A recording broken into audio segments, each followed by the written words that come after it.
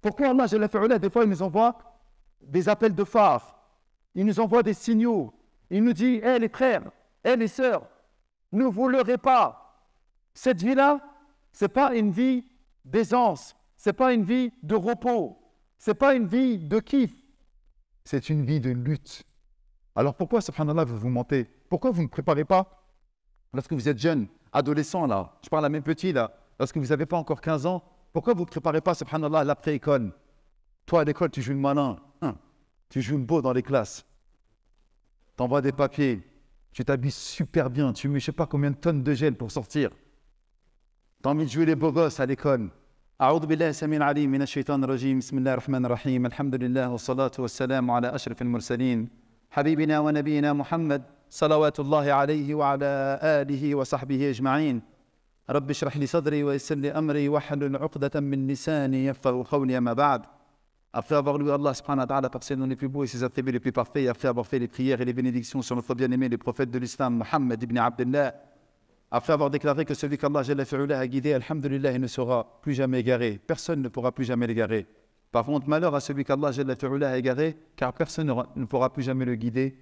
Et je commence mon intervention comme il avait dit Sayyidina Moussa alayhi salam lorsqu'il était devant Pharaon, Rabbi shrah li sadri wa Allah, apaise ma poitrine. Amri, et facilite mon affaire. Wahlul uqdatan min lisani, enlève un nœud qui pourrait subvenir sur ma langue. Yafqahu qawli, pour que mon énoncé et mon propos puissent être bien compris.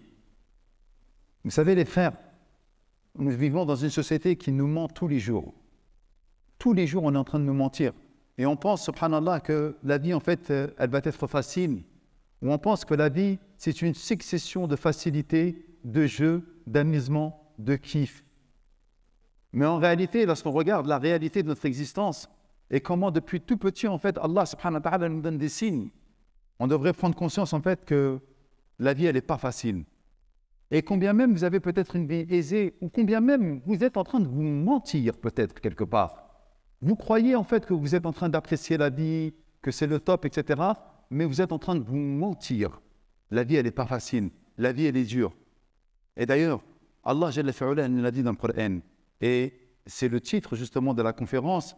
La vie est une lutte. La vie est une lutte. La vie, de notre naissance jusqu'à la mort, c'est une lutte perpétuelle. On ne s'arrêtera jamais de lutter. Et d'ailleurs, Allah nous l'a dit. Nous avons certes créé l'insan, l'individu, l'homme avec un H majuscule, qui inclut et les hommes et les femmes, pour une lutte. Et regardez ce qu'il dit Allah, il n'a pas dit « Nous n'avons pas créé le musulman pour une lutte. Il a dit « Nous avons créé l'individu, l'homme, musulman ou pas, femme ou homme, vieux ou jeune, grand ou petit, fort ou faible. Nous avons tous été créés pour une lutte et nous sommes tout le temps en train de lutter. Mais parfois, on va faire un choix. Est-ce que j'accepte de lutter? Voilà, je me mens à moi-même. Je me mets des œillères et je crois en fait que non, ça bon, la vie, elle est facile, c'est simple. La première lutte, subhanallah, c'est lorsque nous étions également dans le ventre de notre maman. La première lutte, c'est la première inspiration lorsque nous sommes sortis du ventre de notre maman. Lorsque la première inspiration que nous avons fait, ça nous a brûlé les poumons. C'est pour ça que la plupart du temps, les bébés pleurent lorsqu'ils naissent. Cette première inspiration qui fait tellement mal. Et on pleure. Et ben voilà la première lutte. C'est difficile. Allah, en plus, il nous le dit plusieurs fois dans le Coran. Tous les prophètes et messagers, les personnes les plus rapprochées, les plus aimées, les plus élevés, ceux qui ont été élus et choisis par Allah subhanahu wa ta'ala, il n'y en a pas un dans le Coran qui n'a pas eu à lutter, qui n'a pas eu à souffrir, qui n'a pas eu à batailler, à combattre. C'est quoi ce bip? On dirait on est au McDonald's, filé aux filles chez les frères. Vous connaissez la bip bip, c'est la friteuse, c'est bon, la friteuse. Subhanallah. Il va revenir le bip ou pas? Moi j'arrête. J'en étais où là? J'en étais où? Hein? Ahsan, comment tu t'appelles? T'as quel âge? 17 ans, Sohaib. Masha'Allah. Donc, tous les prophètes et messagers ont eu à lutter. Il y en a, ils sont tombés malades. Ils sentaient tellement mauvais qu'on devait les sortir de la ville. Il y en a, ils ont perdu leurs proches. Il y en a, ils se sont trouvés dans le ventre d'une baleine, dans une nuit noire, dans une mer noire. Il y en a à 2 ans, ils se sont retrouvés dans un puits. Il y en a, ils ont perdu leurs enfants de leur vivant. Il y en a, ils ont été chassés. Il y en a, ils ont dû subir colibés, railleries, moqueries de leur peuple. Il y en a, ils voulaient même les lapider. Il y en a même, on a jeté dans les catapultes. Et il y a même des prophètes et des messagers qui ont été assassinés. Réveillez-vous les frères. Pourquoi vous mentez, subhanallah? Vous êtes dans une mosquée là. Non mais sérieux, à un moment ou à un autre, il faut que vous vous réveillez. Les réseaux sociaux, ce qu'on vous a fait miroiter, t'as qu'une vie. Il y en a qui vous disent, ouais, t'as qu'une vie, kiffe la vie, vis-la, mashallah, pleinement. C'est des menteurs. Allah Jalla fi'ala a fait en sorte que tous les prophètes et messagers puissent être éprouvés. Subhanallah. Et les prophètes et messagers, ce n'est pas des personnes comme vous et moi. C'est des personnes, subhanallah, qui ont été élues et choisies par Allah, subhanahu wa ta'ala. Et regardez tout ce que je viens de vous citer. Sayyidina Ibrahim, on l'a mis dans une catapulte, les mains et les pieds attachés. On l'a jeté dans un brasier. Subhanallah. Allah Jalla fi'ala, il lui a dit, tu vas égorger ton fils. Et il avait plus de 80 ans lorsqu'il l'a eu. Imaginez comment il l'aime. Et Allah, il dit, tu vas l'égorger. Et il est parti l'égorger. Sayyidina Moussa alayhi salam, dès sa naissance, subhanallah, il s'est retrouvé dans un Nil, dans un fleuve, dans lequel il y avait des crocodiles. Sa mère, elle a souffert pour le mettre dans le Nil. Tous les prophètes et messagers, ils ont eu à lutter. Et nous, subhanallah, on veut prendre l'appellation de musulmans, on veut se définir comme des croyants, mais on ne veut pas lutter. Alors que depuis notre jeune âge, Allah Jalla fi'ala, lorsque nous étions à al-fitra, lorsque nous étions sur la saine nature, eh bien on savait qu'il fallait lutter. Vous ne vous rappelez pas peut-être, mais lorsque vous étiez petit, lorsque vous avez commencé à marcher, vous êtes directement, dès le premier pas, vous avez marché et vous n'êtes pas tombé. Combien de fois vous êtes tombés, les frères? Tous, nous étions dans ce cas-là. On a commencé à marcher. Avant ça, on a commencé juste à ramper. Ensuite, on marchait à 4 pattes. Ensuite, des fois, on marchait un pas et ensuite, on se tenait. Ensuite, on commençait à marcher et on tombait. On commençait à courir et on tombait. Tout le temps, c'est comme ça. On lutte perpétuellement. Mais on nous fait miroiter, subhanallah, d'une vie sans lutte. Une vie où tout va être facilité. Une vie où on pense que, justement, ça ne sert à rien de trop se prendre la tête. Apprécie ton moment. Et ça nous a fait énormément de tort. Ensuite, lorsqu'on a commencé à grandir, les parents nous aiment tellement qu'ils veulent nous faciliter la vie de manière incroyable. Mais en nous facilitant la vie, ils ne nous ont pas aidés. Remarquez au bled, subhanallah, de l'autre côté de la Méditerranée, lorsqu'on vit de manière difficile, dès notre jeune âge, subhanallah, ils nous mettent dans le grand bain. Si tu veux avoir quelque chose, si tu veux avoir une paire de baskets, si tu veux avoir un manteau North Face, si tu veux, mashallah, peu importe le cadeau que tu vas avoir, ton père, à l'époque, ou ta mère, elle te demandait que tu devais le mériter. Tu devais travailler. En fait, tout simplement, tu devais lutter pour pouvoir le faire, ces choses-là. Or, nous nous sommes trompés. Allah, Jalla fi'ala, plusieurs fois nous parle, subhanallah, de la difficulté dans le Coran. Dans Surat Al-Ankabut, dans la Sourate des araignées, Alif Lam Mim, Ahasiba an-nasu an yutraku an yaqulu amanna wa hum la yuftanun.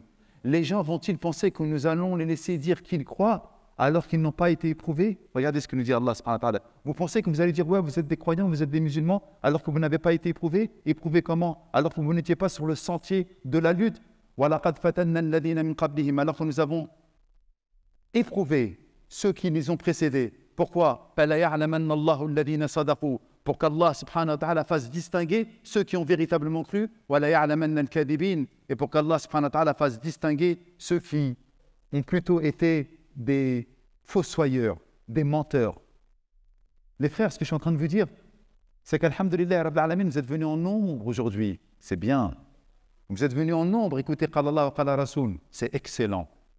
Mais vous savez que la présence dans cette mosquée, le fait que vous ayez fait un pacte avec Allah subhanahu wa ta'ala, il faut en payer le prix. Qui veut en payer le prix? Lève la main.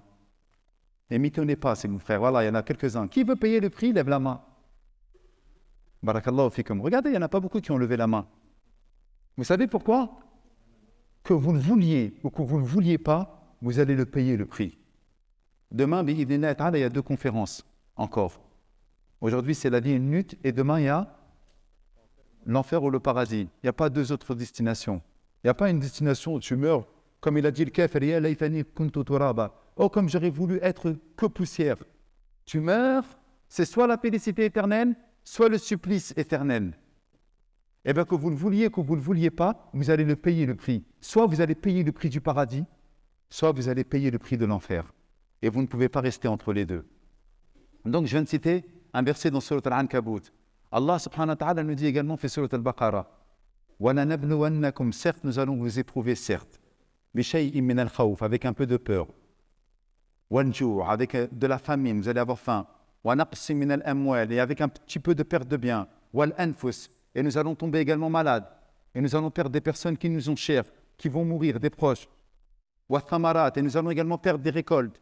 Ensuite, Allah subhanahu wa ta'ala nous dit, وَبَشِّرِ الصَّابِرِينَ, et annonce donc la bonne nouvelle aux endurants. الَّذِينَ إِذَا أَصَابَتْهُمْ مُصِيبَةٌ, ceux qui ont été touchés par l'épreuve, قَالُوا, ils dirent, إِنَّ لِلَّهِ, nous appartenons à Allah, وَإِنَّ إِلَيْهِ راجعون, et nous retournerons à Allah. أُولَٰئِكَ الَّذِينَ عَلَيْهِمْ صَلَوَاتٌ مِّن رَّبِّهِمْ وَرَحْمَةٌ, voilà ceux qui vont recevoir les bénédictions de la part de leur Seigneur, ainsi que ses miséricordes. وَأُولَٰئِكَ هُمُ الْمُهْتَدُونَ, et voilà ceux qui sont véritablement guidés. Allah Jalla fi'ula nous dit, mes petits frères et mes petites sœurs, que vous allez être éprouvés, que vous le vouliez, que vous ne le vouliez pas. Lorsqu'on rentre dans l'enfance, et là je m'adresse à ceux qui ont moins de 15 ans, vous voulez rentrer dans le monde des adolescents. Et vous allez voir en fait que c'est difficile. Pourquoi? Parce que vous voyez, subhanallah, les personnes qui sont un peu plus âgées que vous, qui commencent à avoir, mashallah, des moyens financiers, qui commencent, mashallah, à s'installer un petit peu dans la vie. Eux, ils peuvent encore s'acheter des casquettes de marque, des manteaux de marque, des affaires de marque. Mais vous, vous êtes encore petit, vous êtes obligé de négocier et quémander papa et maman pour pouvoir avoir ce type d'affaires. Et vous voulez vite grandir. C'est ça que j'ai remarqué, c'est que les jeunes, ils veulent toujours vite grandir. Jusqu'à un moment où tu vas être grand et tu dis, oh là là, comment c'était bien lorsqu'on était petit et innocent. Mais là, vous ne vous rendez pas compte parce que vous voulez vous hâter à rentrer dans la vie active. Et c'est difficile de se faire sa place. Qu'est-ce qui se passe lorsqu'on est adolescent? Eh bien là, le corps, il commence à changer. Tu regardes tes aisselles et tu vois qu'il y a des poils qui commencent à pousser. Yes, je commence à grandir. Tu commences à voir, subhanallah, que tu as des poils qui commencent à venir au menton. Et tu as envie de vite grandir, tu as envie de vite montrer que, subhanallah, tu es un homme ou que tu es une femme. Elle file aux fiches. C'est où ce truc-là? C'est bon.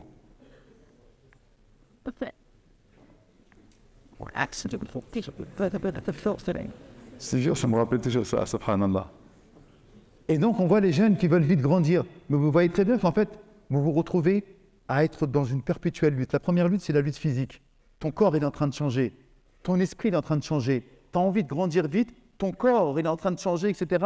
Tu as des hormones qui commencent à bouger, etc. Et tu es obligé de perpétuellement t'adapter.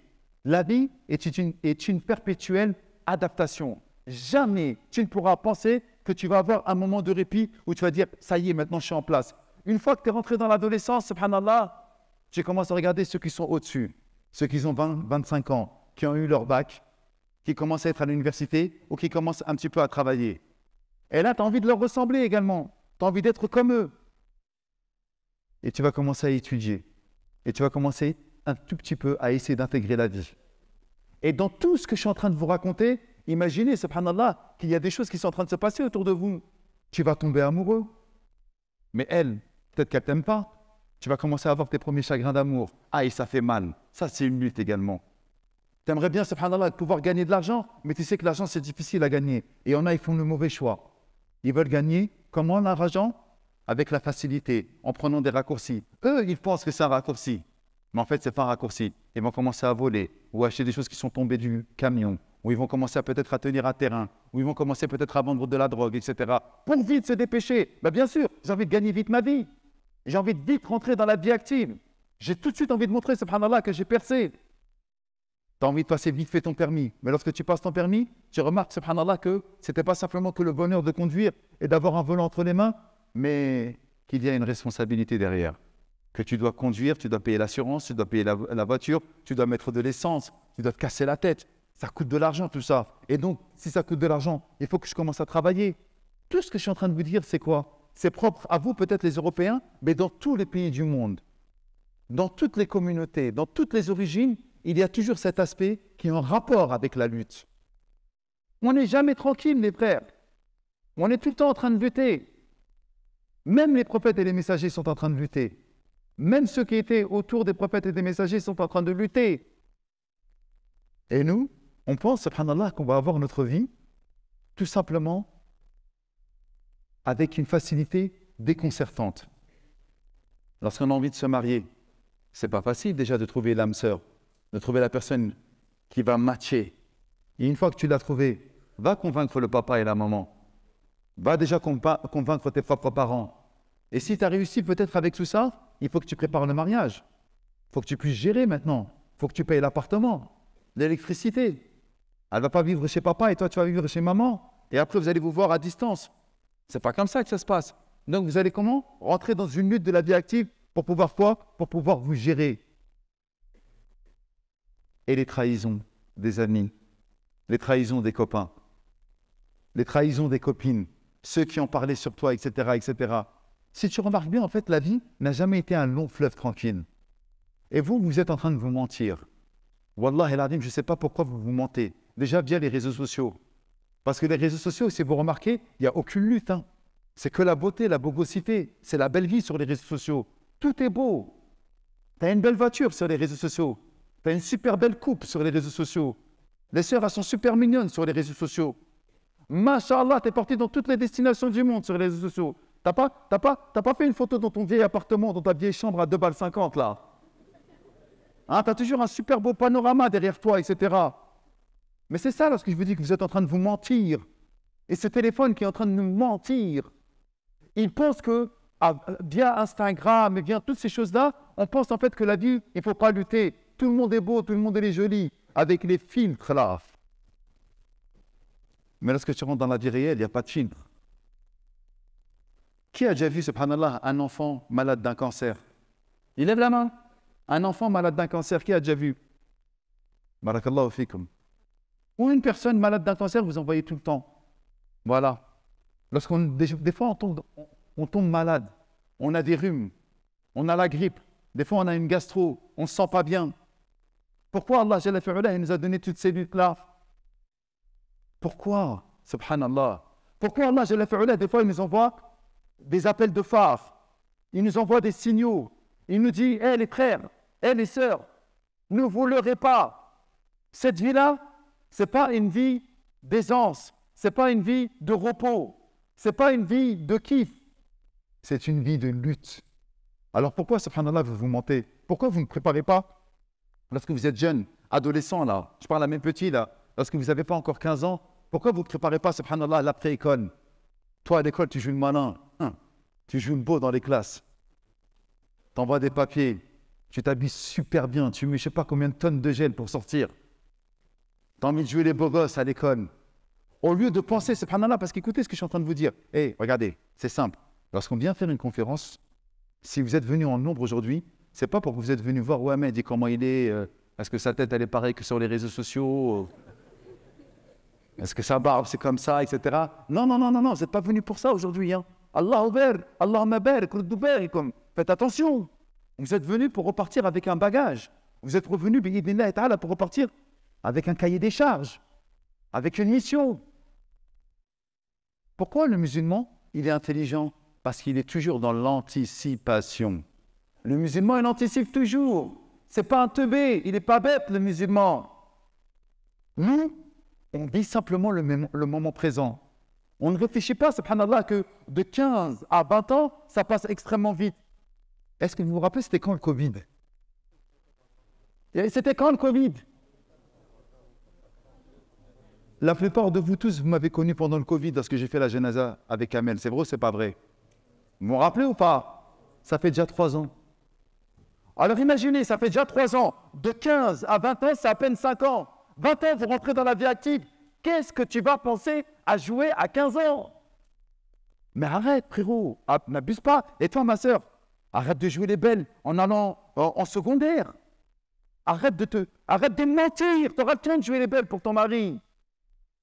Mais pourquoi vous faites n'importe quoi? 5 ans à 20 ans, ça passe super vite. Après, le mec, il arrive à 20 ans. Alhamdoulilah, il commence à toucher un petit peu d'argent.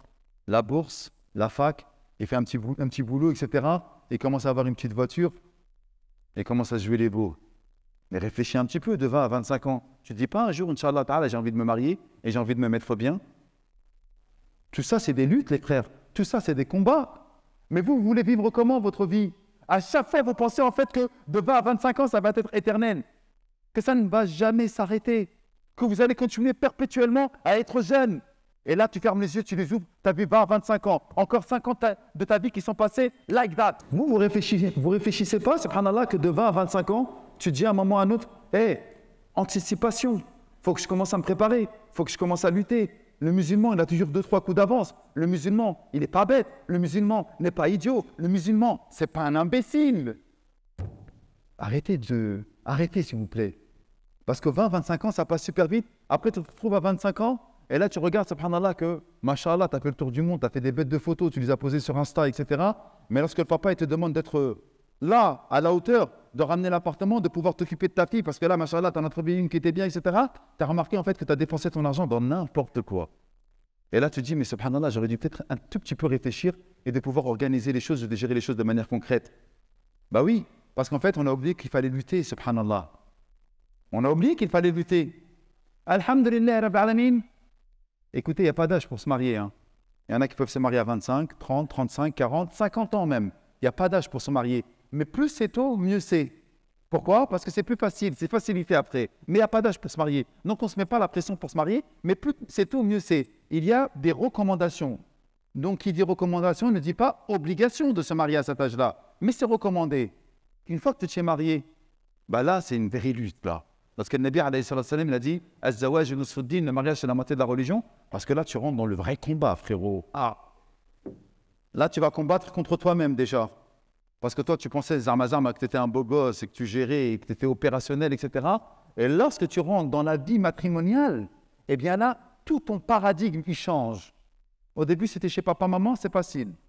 Ensuite c'était avec les copains, c'est facile. Mais lorsque ma sœur, tu as un homme avec qui tu dois t'occuper et toi mon frère, tu as une femme avec laquelle tu dois passer beaucoup de temps, eh bien là, il y a des choses qui sont en train de changer. Et c'est une véritable lutte. Déjà, c'est une lutte qu'il faut apprendre à se connaître soi-même. Il faut patienter. Parce que là, tu te maries avec une étrangère. Au début, c'est souvent formidable jusqu'à ce que ça vire à l'ordinaire. Au début, tu l'aimes, elle t'aime, masha'Allah, ça se passe bien, etc. Mais là, je suis en train de vous parler de la lutte, c'est une vie. Hein. Les frères, nos parents, lorsqu'Inch'Allah ta'ala, on va se marier, on va les laisser à la maison.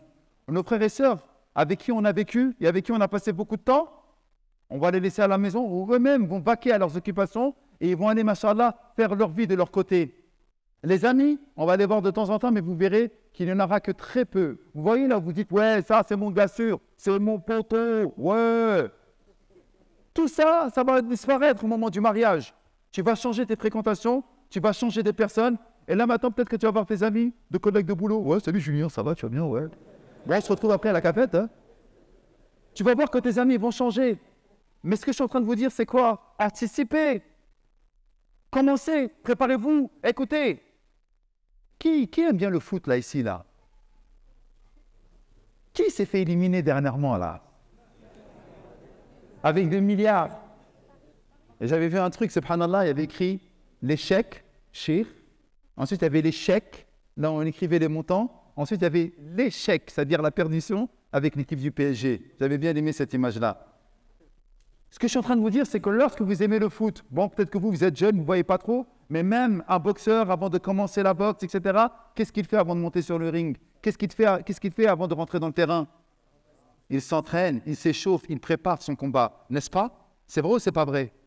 Alors moi, j'aimerais vous poser une question. Pourquoi vous vous retrouvez, subhanallah, à essayer de faire des choses qui sont grandioses, comme de choisir un métier, comme de choisir une épouse, comme d'avoir une vie matrimoniale. Et vous ne préparez même pas à cela. Et ensuite, lorsque vous commencez votre mariage, lorsque vous avez fini vos études, ou lorsque vous voulez rentrer dans la vie active, vous vous rendez compte en fait que c'est dur et que vous n'êtes pas préparé. Pourquoi? Parce que vous n'avez pas préparé votre lutte.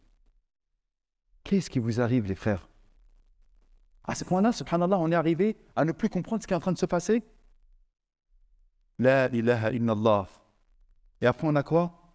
On a des musulmans qui sont complètement éparpillés façon puzzle, qui sont complètement désorientés. La plupart des messages qu'on reçoit, mais je suis perdu, j'arrive plus à faire mes prières, ça va pas du tout avec ma femme. Mais bien sûr que ça va pas avec ta femme. Tu ne savais même pas ce que c'était que le mariage. Tu t'es mis avec elle simplement parce que tu l'aimais. N'importe quoi. Tu t'es mis avec elle parce que tu étais complètement love. Et après, une fois que l'amour il est passé, qu'est-ce qui va se passer, les frères derrière? Voilà, mes sœurs, pourquoi on ne se prépare pas? Hein? Que le mariage c'est une lutte. Nous, les anciens, ils savaient c'était quoi le mariage. Wallah el-Ali al-Adim. Si les hommes étaient véritablement des hommes, et si les femmes étaient véritablement des femmes, qu'elles se prépareraient dès maintenant à leur vie future. Et c'est ce qu'ils faisaient à l'époque. Nos anciens, ils ont été éduqués à la dure. À la dure, pas seulement à la dure, ouais, style, la vie, elle est difficile. Non. C'est-à-dire que depuis leur jeune âge, on a essayé de faire d'eux des hommes plus tard. Vous vous rendez compte qu'il y a des personnes maintenant, 25 ans, il y a des sœurs qui m'appellent. Ouais, il a fait une soirée PlayStation avec ses copains. Allahu Akbar. Le frère, il a un gosse, il est en train de dormir. Chérie, tu l'as mis à coucher? Super. J'ai appelé mes amis, on va jouer à la PlayStation. T'as pris qui? Quoi? Voilà, des fois, le frère, il se marie, subhanallah, il passe 1 an, 2 ans, les lunes de miel, elle est passée, etc. Après, tous les soirs, il va se retrouver dans un café chicha. Il ne supporte même pas de rester avec son épouse, etc. Et les sœurs, elles veulent sortir au restaurant. Elles veulent passer du temps avec leurs copines. Elles ne veulent plus passer du temps à la maison. Parce qu'ils les saoulent. Ou parce qu'elles aussi, parce qu'eux aussi sont saoulés par les femmes, etc., etc. Et ce qui devait être, subhanallah, le summum de la vie d'un homme et d'une femme, à savoir cimenter sa véritable vie avec son âme sœur, avec son épouse, on se retrouve, subhanallah, à avoir perdu le combat, avant même qu'il ait commencé. Pourquoi? Parce qu'on ne peut plus lutter. Parce qu'on pense que la vie, elle est facile. Parce qu'on a trop regardé les réseaux sociaux. Subhanallah al-Adim. Une fois qu'on s'est marié, autre degré de lutte, c'est les enfants. Lorsqu'on a des enfants, vous pensez que c'est facile d'avoir des enfants? On ne les calcule même pas. Déjà, nous-mêmes, on est encore enfants parfois. Même si des fois, subhanallah, on a une grosse barbe, etc. Et que les femmes, masha'Allah, on ne va plus parler là. Et que les femmes, masha'Allah, elles vont se retrouver à avoir des enfants, mais dans leur tête, elles sont encore gamines. Elles sont encore sur les réseaux sociaux. Elles sont encore en train de jouer. Elles sont encore en train de blaguer. Dès que le bébé il va commencer à pleurer, etc., qu'est-ce qu'il veut le bébé? Il a mangé, il est propre. Elle lui a donné tout ce qu'il fallait, etc. Mais qu'est-ce qu'il veut le bébé? Il veut l'attention de sa maman. Il veut qu'elle parle avec lui. Il veut juste de l'attention. Il veut parfois également que son papa, il joue avec lui, etc. Mais même ça, on n'est même plus capable de le faire. On n'est même plus prêt à lutter pour nos propres enfants. Qu'est-ce qu'on va faire? On va lui mettre une tablette. Dégénérescence programmée. Mentalement parlant, on est en train de lui éclater les neurones. Que des images qui changent, des couleurs, etc. Télétubbies, télétubbies. Ouais, rigolez. Mais en attendant, c'est une génération qui va être sacrifiée. C'est une génération qui va être sacrifiée. Et vous me faites rire, vous, hein? Bon, on va faire une muqabala. Hein? Plutôt une muqablabla. Qu'est-ce que tu veux faire? Combien d'enfants tu veux avoir? Combien de Qur'an tu connais? Masha'Allah, t'es quel minhaj, etc. Que des questions à 2,50 balles qui servent strictement à rien du tout.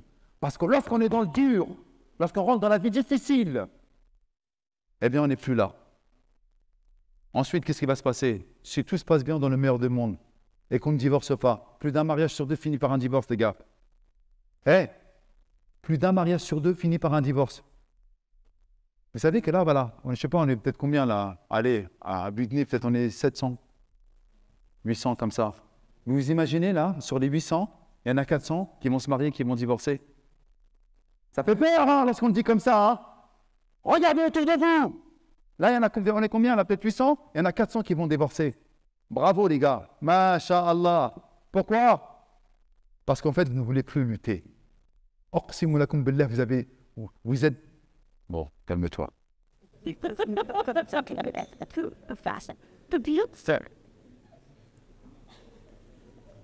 Le mariage, c'est un bête de combat. C'est une lutte extraordinaire. Le mariage, c'est quelque chose de magnifique. Wallah al-alim que c'est un combat et c'est une lutte, le mariage. Vous savez, le divorce, alhamdulillah, rabbil alamin, il est légiféré dans notre djinn. Allah Jalla fi'ala a parlé maintes et maintes fois de divorce dans le Coran. Et parfois, même si la femme, elle connaît tout le Coran et que l'homme, masha'Allah, il est opérationnel d'un point de vue comportement incroyable, des fois, le caractère, il ne matche pas. C'est pas grave. On a le droit de divorcer, il n'y a pas de souci. C'est pas grave. Mais ça doit quand même rester quelque chose de minime. Ça doit rester quelque chose de marginal. Ça doit rester l'exception, le divorce. Ça arrive. Et des fois, ce n'est pas la faute à l'homme, des fois, ce n'est pas la faute à la femme. C'est une incompatibilité de caractère, une incompatibilité sociale, une incompatibilité comportementale. Peu importe, ça arrive, ce n'est pas grave.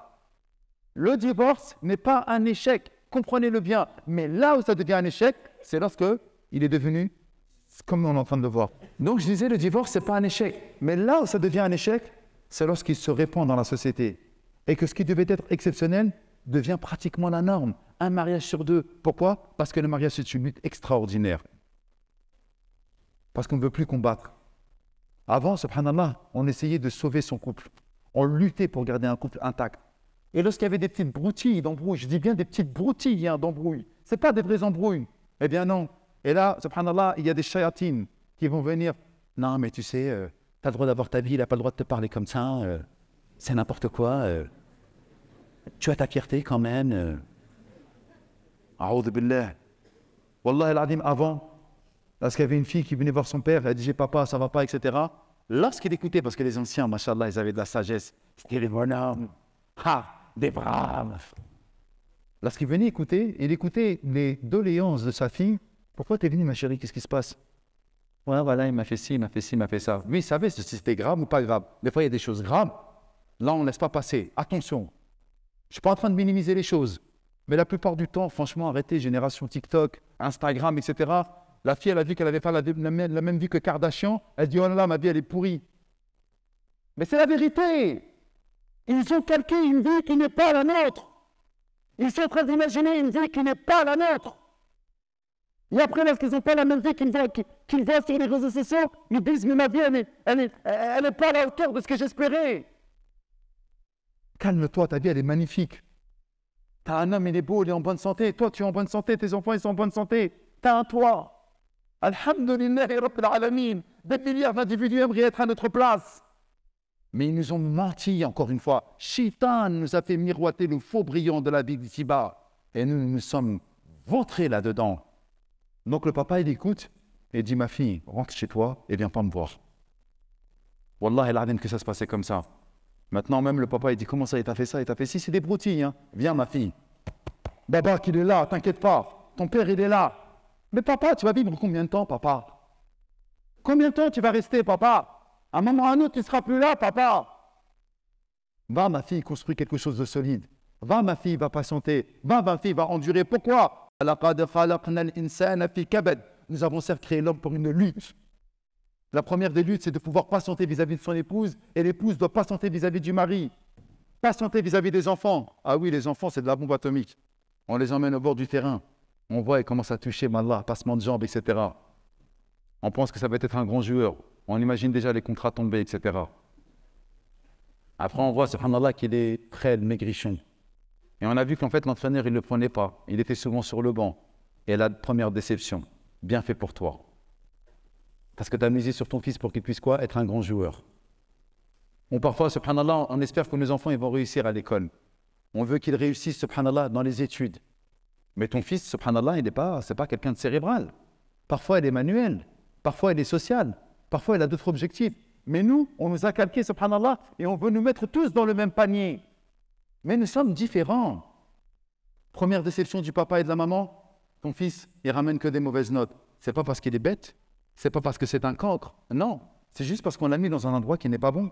On ne peut pas demander à un singe, subhanallah, ou plutôt on peut demander à un singe de grimper à un arbre. Mais lorsque c'est un éléphant, lorsque c'est une chèvre, d'ailleurs, il y a des chèvres, mashallah, au Maroc, qui arrivent à super bien grimper sur les arbres. Mashallah. Mais ce n'est pas tout le monde qui peut grimper. Chacun a des aptitudes différentes. Chacun, subhanallah, a des qualités et des compétences différentes. Mais nous, on veut tous nous mettre dans un même paquet. Et là, le papa, il est dégoûté. Allah ghalib, mon fils, Allah ghalib. Allah, subhanahu wa ta'ala, il lui a pas donné. Bien sûr qu'il lui a donné. C'est juste que tu n'as pas su saisir où étaient les compétences de ton enfant. Je ne sais pas si vous avez remarqué, subhanallah, je suis en train de parler de la naissance, de l'enfant, de l'adolescence, de l'adulte, du mariage. Et là, je suis en train de parler des parents qui ont des enfants et qu'il faut lutter pour l'éducation de ces enfants. Et une fois qu'on a... Et une fois qu'on a lutté pour l'éducation de ces enfants, on a les premières déceptions. Mais il ne faut pas être déçu. Il faut toujours être là pour accompagner nos enfants. Mais parfois, on voit la déception dans les yeux de nos parents. Et on se dit, ouais, subhanallah, mon père, il est dégoûté. Ou même parfois, le papa, il n'est même pas là pour pouvoir soutenir son enfant, pour soutenir sa fille. Il ne la protège même pas. Pire encore, les parents ont fait n'importe quoi. Il y avait beaucoup de jeunes, machallah. On m'a dit, machallah, parce que je suis rentré, les responsables de l'association, ils m'ont dit, machallah, mais dis, tu as beaucoup de jeunes, tu es suivi par beaucoup de jeunes. Moi, en même temps, j'étais content. Je dis, machallah, les jeunes, ils viennent à la mosquée, c'est de la bombe atomique. Mais en même temps, j'étais triste. Pourquoi? Parce que les parents ont corrompu leurs enfants. Comment vous m'avez connu, les frères? Hein? Comment vous m'avez connu?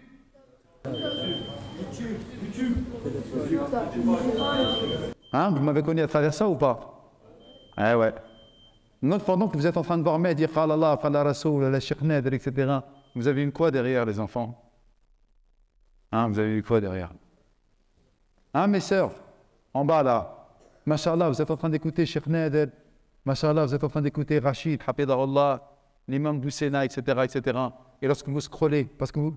Et il y a une étude, ils ont dit qu'il y avait des jeunes qui passaient plus de 12 heures sur les réseaux sociaux. On a 24 heures dans une journée, 12 heures sur le téléphone en train de scroller. Et les parents, ils ont donné quoi? Ils ont donné ça à leurs enfants. Donc je suis content que vous veniez à la mosquée, mais en même temps je suis triste. Je me dis, s'ils me connaissent, c'est parce qu'ils ont des téléphones, cadeaux empoisonnés. C'est vrai ou c'est pas vrai ce que je suis en train de dire? Et voilà, je repose la question. C'est vrai ou c'est pas vrai ce que je suis en train de dire? Voilà. Donc, machallah, des fois vous entendez du djinn. Combien? Allez, si on est gentil, une vidéo sur 4 qui passe, c'est une vidéo sur le djinn. Si vous avez fait, machallah, un bel algorithme, parce que vous faites des recherches sur des imams, une vidéo sur 4. Mais sur les 3 autres vidéos, ça va être quoi? Allez, vous êtes des footeux, vous aimez bien le foot. Et après, il va y avoir quoi? Voilà la réalité, mes frères. Voilà ce qu'ils ont fait, nos parents. Ils n'ont pas lutté. Pourquoi ils n'ont pas lutté? Parce que lorsqu'il y a le petit qui vient, papa, s'il te plaît, subhanallah, moi, mon fils, hafidahullah ta'ala, tamine. Ses années du collège, ils se moquaient de lui. Et même du lycée, ils se moquaient de lui. Vous savez pourquoi ils se moquaient de lui? Parce qu'il n'avait pas de smartphone. Il avait un bigot. On disait, mais t'es un dealer ou quoi? Pourquoi t'es... Tu vois, les téléphones là, que tu peux vite casser, etc. Ils se moquaient de lui comme ça. Eh oui, il y a une pression. Mais les parents, il faut lutter. Pourquoi? Parce que sinon, tu vas casser le futur de ton fils. Wallah el Adim. Et c'est la réalité. C'est la réalité. Mes enfants, vous, mes frères, vous êtes un petit peu, quelque part, touchés par un mal qui va être très difficile à combattre. Parfois, vous allez venir pour faire la prière, etc. Là, mashallah, vous allez venir, Mawsim Ramadan. Allahu Akbar. Eh, mashallah, on a bien d'écouter. Eh, moi, j'étais dégoûté, vous savez. Il est où, Cheikh Jabri, hafidahullah ta'ala? Allahumma barik. Il est en train de réciter le Coran. On a commencé par l'ouverture du Coran. Et moi, je vous regardais. Vous avez les yeux ronds. Oui, c'est pas ça. Vous ne compreniez même pas ce qu'il était en train de dire. Il a cité des versets qui étaient extraordinaires. S'il vous plaît, les frères. On se parle franchement. On fait quoi ici, là? Non, là, on est dans la mosquée, on est en train de faire un rappel. Masha'Allah, je suis venu de Paris, je suis en train de vous parler d'Allah, subhanahu wa ta'ala. Mais on fait quoi pour de vrai? On fait quoi pour de vrai? C'est quoi cet islam qu'on est en train de faire? Après les questions. T'es chaud, toi? Direct, t'as levé la main. Comment tu t'appelles? Karim. T'as quel âge? Allahu Akbar. Ah ouais, t'as 2 ans, toi? Ah ouais, va faire du foot, frère. Je t'ai remis en U16, U17, tu vois. Masha'Allah, Karim, hafidakallah. Astaghfirullah. Astaghfirullah. Donc, on est venu faire quoi ici? Lorsque vous écoutez le Coran, vous ne savez même pas, et vous êtes touché par quelque chose qui est obscur. Wallah al-Adim, ils nous ont parlé, ils ont fait une étude. TikTok en Chine, c'est mathématiques, anglais, développement intellectuel, plus. TikTok en Occident, c'est pour décérébrer le cerveau des jeunes. Et nos parents, ils ont fait quoi, nos parents? Ils n'ont pas voulu lutter. Ils n'ont pas voulu combattre leur enfant en disant, piston, tu te tais, ma fille, ferme ta bouche, tu n'auras pas de téléphone, et lorsque je verrai que tu es majeur, et que tu en as dans la tête, et que tu aimes Allah subhanahu wa ta'ala et son messager, et que tu es prête à faire la différence.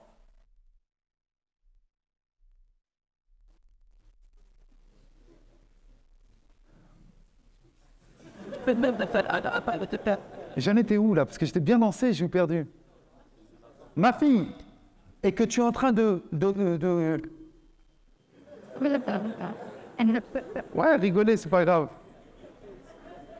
Et que ma fille, tu veux me mettre la pression, mais moi je ne te laisserai pas tant que je verrai, masha'Allah, tabarakallah, que Allah, Jalla fi'ula, ainsi que son prophète, il a une place de choix dans ton cœur. Eh bien là, masha'Allah, je pourrais te donner le téléphone. Et vous savez, le permis, on le passe à 18 ans. Pourquoi on le passe à 18 ans, le permis? Parce qu'on pense qu'il est assez majeur pour ne pas écraser des gens et pour respecter les codes de la route.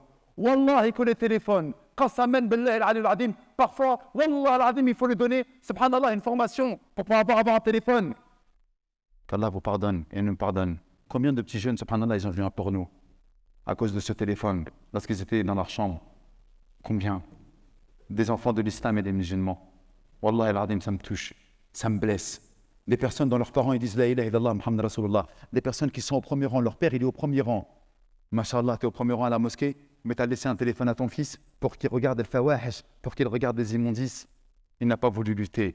La vie est une lutte. Laqad khalaqna al-insana fi kabad. Et nous avons certes créé l'homme pour une lutte. Une fois qu'on avait pris en compte ces choses-là et que nos enfants grandissent, encore une lutte. Laquelle? C'est de voir, Masha'Allah, son être cher.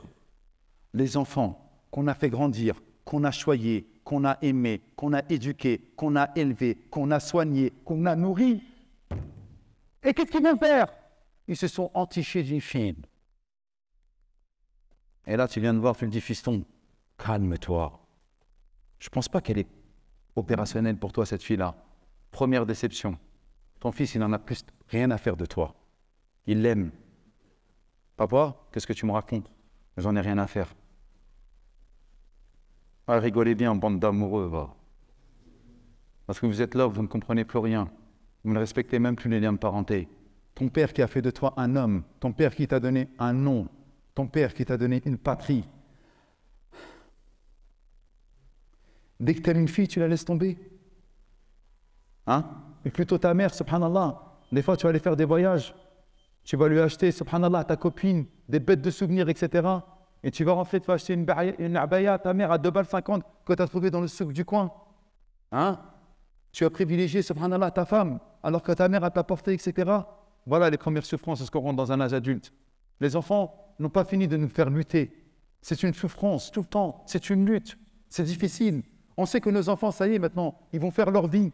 On les a éduqués, on les a aimés, et c'est le summum de l'amour. Même s'ils ne nous calculent pas, même s'ils ne font pas attention à nous, tout ce qu'on en espère, nous, les parents, c'est que nos enfants puissent être heureux. Mais les frères, un minimum, donnez-leur de la considération. Prière de demander aux sœurs qui filment d'arrêter parce que ça dérange les autres. Les sœurs, s'il vous plaît, si vous voulez filmer, ne levez pas vos téléphones. En plus, machallah, d'arriver, nous sommes en train de faire, machallah, et regardez, 1, 2, 3, 4, 5, 6. 6 caméras, machallah, vous allez la voir. En haute définition. Les sœurs, s'il vous plaît, ne dérangez pas vos autres sœurs pendant qu'ils sont en train de regarder. Barakallahu fikunna. Donc moi, je suis en train de vous dire que les parents, c'est une lutte. C'est une lutte. Et vous, les enfants, vous allez également lutter vis-à-vis de vos parents. Parfois, ils ne prennent pas en considération vos désirs. Eux, ils ne pensent qu'à eux. Ils ne pensent simplement, tu ne vas pas faire quelque chose d'innovant, etc. Ça va être difficile. Et l'une des plus grandes luttes, où Allah une récompense de la plus grande des manières, c'est de maintenir les liens de parenté. Alors parfois, on s'énerve avec nos frères. Parfois, on s'énerve avec nos parents. Vous vous rendez compte qu'on reçoit, nous, pas un, pas deux, mais des dizaines, voire même des centaines de messages où il me dit je ne parle plus avec mon père, ou je ne parle plus avec ma mère, ou je suis en proie avec mes parents. Vous savez, celui qui coupe les liens de parenté, Allah subhanahu wa ta'ala lui réduit sa bénédiction et lui réduit son âge. De la même manière que celui qui maintient les liens de parenté, Allah subhanahu wa ta'ala lui allonge sa vie et lui donne encore plus de bénédictions. C'est une lutte, la vie. Mais vous croyez quoi en fait? Vous voulez quoi? Pourquoi nous sommes égocentriques? Pourquoi nous sommes égoïstes? Pourquoi nous pensons qu'à nous? Pourquoi on n'essaie pas de réfléchir de façon communautaire? Pourquoi on n'essaie pas de réfléchir de façon plurielle, en regardant à droite, à gauche? C'est comme ça qu'on va réussir. Et Allah Jalla fi'ula nous a donné toutes ces difficultés, toutes ces luttes pour que justement nous puissions se distinguer les uns vis-à-vis des autres. Qui va véritablement patienter? تبارك الذي بيده الملك وهو على كل شيء قدير الذي خلق الموت والحياة ليبلوكم أيكم أحسن عملا. Allah Jalla fi'ala nous dit qu'il a créé la mort et la vie. Lui, le roi des rois, le roi par excellence, pour pouvoir nous éprouver qui parmi nous fera les plus belles et les plus sincères des actions. Ta vie, elle passe trop vite.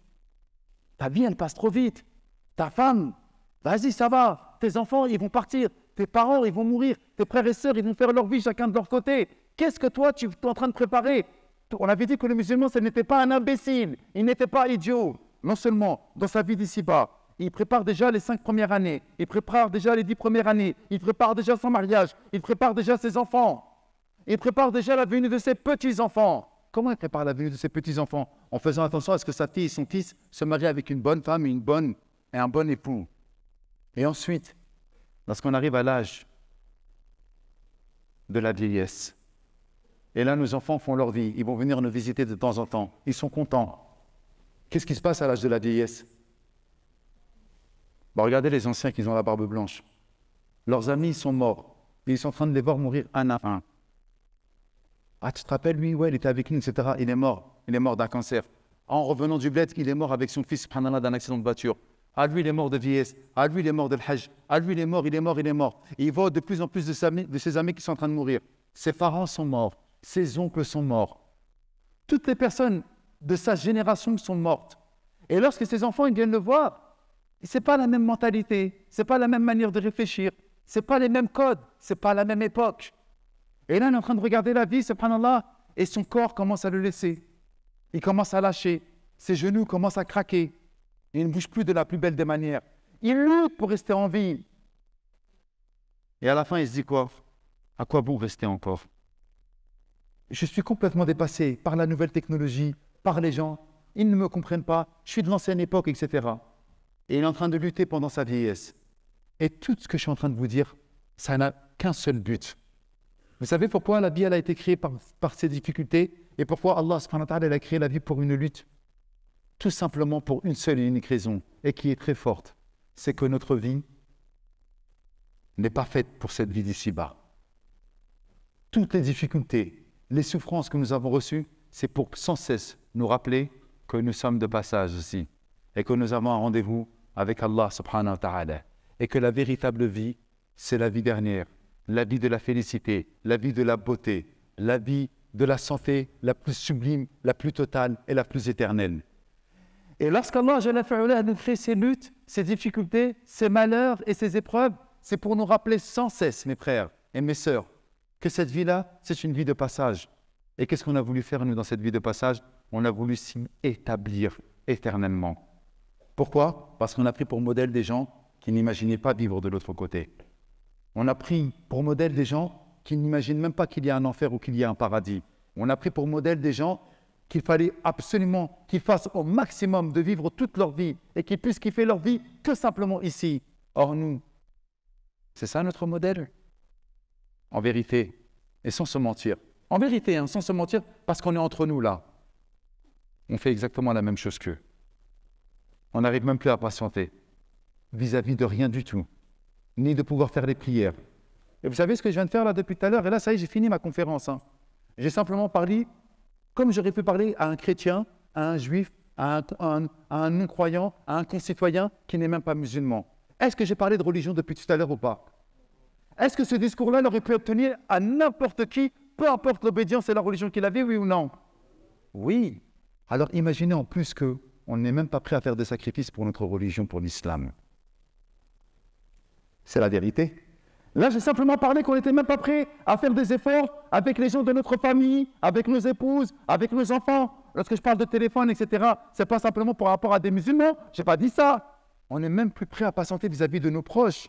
Alors imaginez qu'il fallait patienter vis-à-vis de l'islam, parce que vous êtes des musulmans, parce que vous dites la ilaha illallah, parce que vous avez pris pour modèle le prophète Mohammed sallallahu alayhi wa sallam, parce qu'il est difficile de porter un foulard, parce qu'il est difficile de porter une barbe, parce que c'est difficile de faire ces 5 prières à l'heure. Am hasibtum an tadkhulul jannah. Allah subhanahu wa ta'ala nous dit, est-ce que vous imaginez pouvoir entrer au paradis alors que les épreuves qui ont touché ceux qui vous ont précédés ne vont pas vous toucher? Ils ont été touchés par la misère et par la maladie. Et ils ont été ébranlés. Au point où lorsque le prophète, ainsi que ceux qui étaient avec lui, dirent Mata nasrullah, à quand le soutien d'Allah? Ala inna nasrallahi qareeb. N'est-ce pas que le soutien d'Allah est proche? Dans le verset que j'ai fini, que j'ai dit, lorsqu'Allah subhanahu wa ta'ala a dit qu'il allait nous éprouver, à la fin, Allah a dit quoi? Wa bashir as-sabirin, et annonce la bonne nouvelle aux patients. Annonce la bonne nouvelle aux endurants. Ce que je suis en train de vous dire, c'est que peu importe comment vous allez souffrir, peu importe comment vous allez lutter, Allah Jalla fi'ala nous a fait la promesse. Il nous a dit « Wal aqibatu lil muttaqin » et la fin heureuse, elle est pour les croyants. Maintenant, c'est entre vous et vous. Est-ce que vous y croyez à la promesse d'Allah subhanahu wa ta'ala? En fait, la réponse, elle est extrêmement simple. La réponse, elle est extrêmement simple. Est-ce que vous y croyez à la promesse d'Allah? Là, vous pouvez me dire oui en hochant de la tête. Vous pouvez dire oui avec votre esprit. Mais la réalité, elle ne va pas se dire avec une parole de oui ou non. La réalité, elle va se concrétiser, elle va se matérialiser par vos actes. Si vous croyez véritablement à la promesse d'Allah, c'est facile, il faut le prouver. Si vous croyez véritablement à la promesse d'Allah, subhanahu wa ta'ala, c'est facile, il faut le montrer. C'est comme lorsque tu dis, subhanallah, à ta maman, maman, je t'aime, je suis à ton entière disposition. Je suis complètement à ton service, maman. Mais à chaque fois qu'il y a un ami à toi qui vient te dire, viens, on va sortir, ou viens, on va faire un jeu, ou viens, on va taper le ballon, etc., et que ta mère, elle t'appelle pour aller faire quoi? Pour aller faire les courses, parce qu'elle a besoin de toi, ou parce qu'elle est malade, tu dois la soutenir. Tu as choisi quoi? Tu as choisi tes amis, tu as choisi le foot, tu as choisi le jeu, tu as choisi les loisirs. Et à la fin, ta mère, tu l'as laissée toute seule à la maison. Lorsque ta mère, elle va réfléchir, elle va dire, est-ce que mon fils, il m'aime pour de vrai? Est-ce que mon fils, il désire ma compagnie pour de vrai? Est-ce que mon fils, il me considère pour de vrai? Qu'est-ce qu'elle va penser? Elle va dire non, mon fils, il ne m'aime pas. Mon fils, il ne me considère pas.